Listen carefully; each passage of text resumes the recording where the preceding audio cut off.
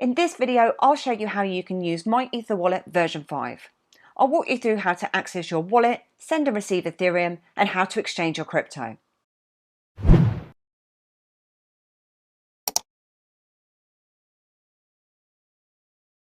This video is actually part 2 of a series of 2 videos. The first I created was how to create a new wallet and connect using MEW Connect. This is also an update to my original tutorial I created around MyEtherWallet a few years ago. I'm Louise Elizabeth and welcome to Every Bit Helps. I really hope you enjoyed this video today, and if you do then please give me a like, hit the subscribe button and share if you feel that others may benefit.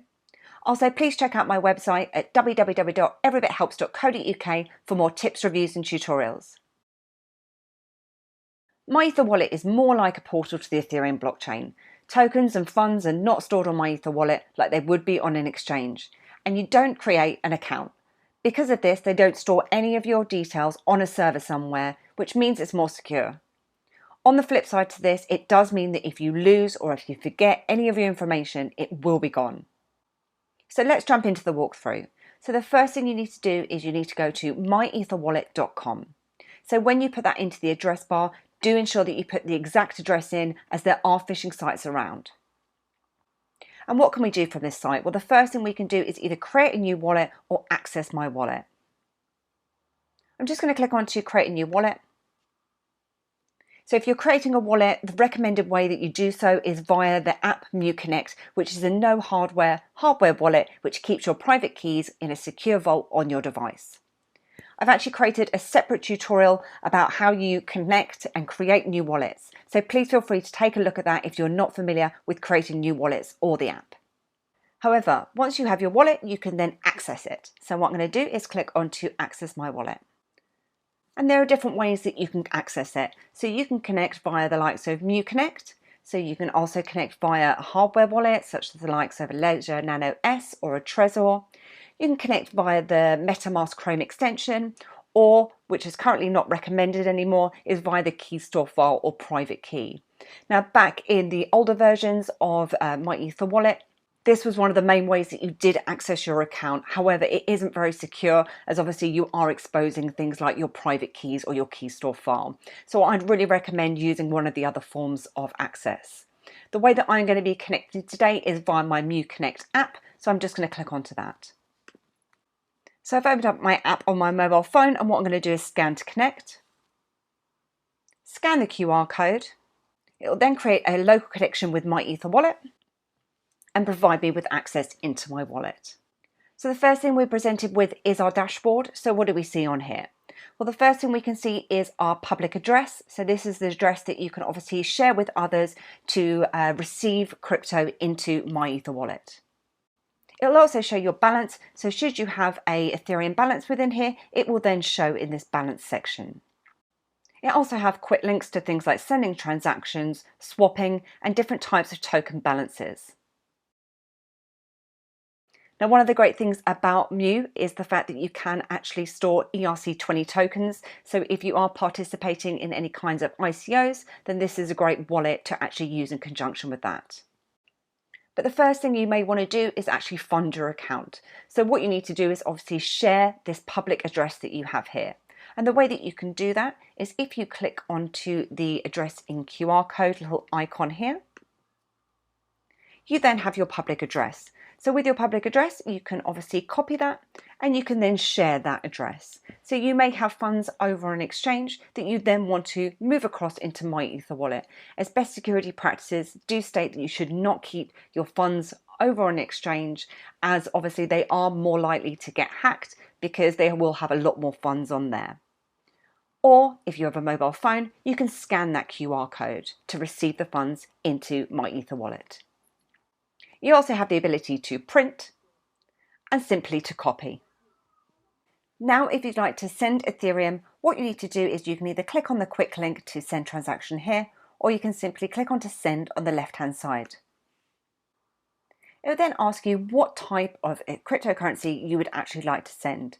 So if you're sending Ethereum, obviously you can select that from the list. However, if you do have other token balances, then obviously they will appear in this list also.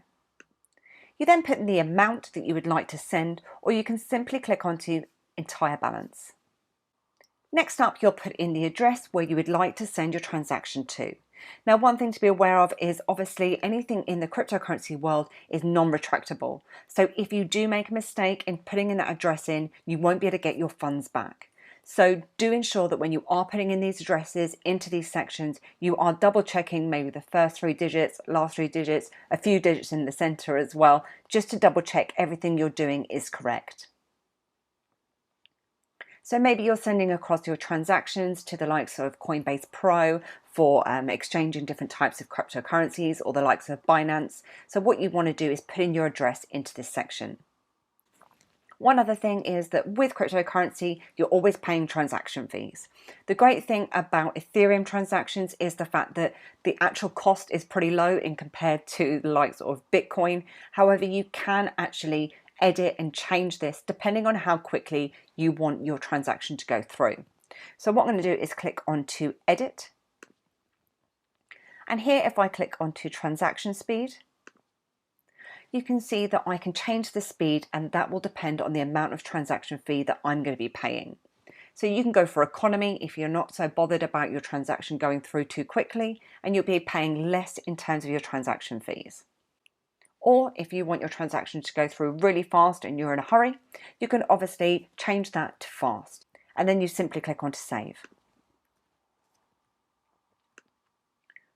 Then when you're ready, you can click on to send transaction.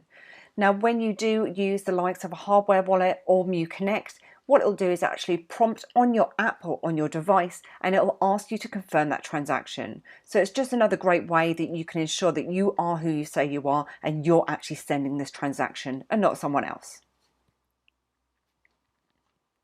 And once you send any type of transactions, you can also view them in the transaction history, which is up in that top right hand corner here. And then if I click onto Etherscan, it will then come up with all the information in relation to this address. So it will provide me with transactions where I've sent them from and to, the value, and the different types of transaction fees that I'm paying. But what I'll do is just head back over to MyEtherWallet. I'm going to go to the dashboard. So within MyEtherWallet, you can also exchange your different types of cryptocurrencies. And what they call it swap. So I'm going to click onto swap on the left-hand side here. So say, for example, you've got some Ethereum and you want to try out a different type of coin, you can do that all within the exchange. So what I could do from here is I can obviously select Ethereum, and then I'd say I'd like to exchange it for, and you can change all the different types of cryptocurrencies in here. And as you can see, there's a whole host of different types that are available. So I'm going to select the basic attention token. And then you put in the amount that you'd like to swap from, and it will give you the conversion to. So say, for example, you would like to swap to Ethereum.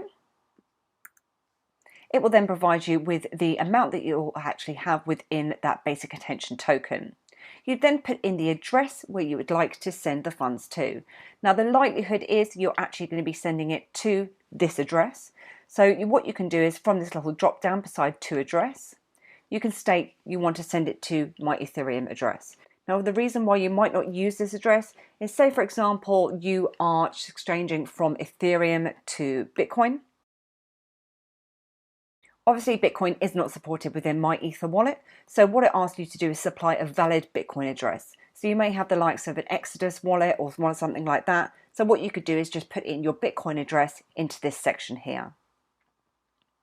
Then, depending on the different type of cryptocurrency you're exchanging from and to, you'll be provided with different types of providers in this bottom hand section. And it will show you the exact amount of money that you will actually receive in Bitcoin here. So you'll want to go for the one where obviously you will receive the most amount of Bitcoin. So what you can do is you can select from either one of those providers, and then you'll simply click on to continue. Now again, very similar to when you are sending your different types of transactions, you will be asked to confirm it on your device in the likes of your MEW Connect or your hardware wallet. I'm just going to take us back to our dashboard. Now, previously in MyEtherWallet, you did have the ability to view your tokens, but you did have to load tokens, and it took absolutely ages for them to load. However, what you have now is you have all the different types of tokens as well as any associated balance, and they will appear in this tokens section. You can also add custom tokens to this section by entering in the token contract address. It will then provide you with the symbol and the decimals, and you can simply click on to save. So what else can you do within MyEtherWallet? Well, you have a section here called dApps. And from here, you can do different types of things. So you can name your wallet, you can schedule transactions, and you can register for an ENS domain. You can also interact with contracts and deploy contracts as well.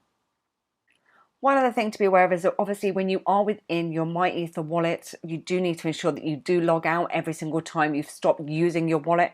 So the way that you do that is if you go across to your top right hand corner, click on the little drop down, you can then click on to log out. So that was a very brief overview of the new version 5 of MyEtherWallet. And I hope you enjoyed this video today, and if you do, then please give me a like. And if you'd like to see more tips, reviews and tutorials, then please head over to my website at www.everybithelps.co.uk or please hit subscribe. Thanks, and I'll see you soon.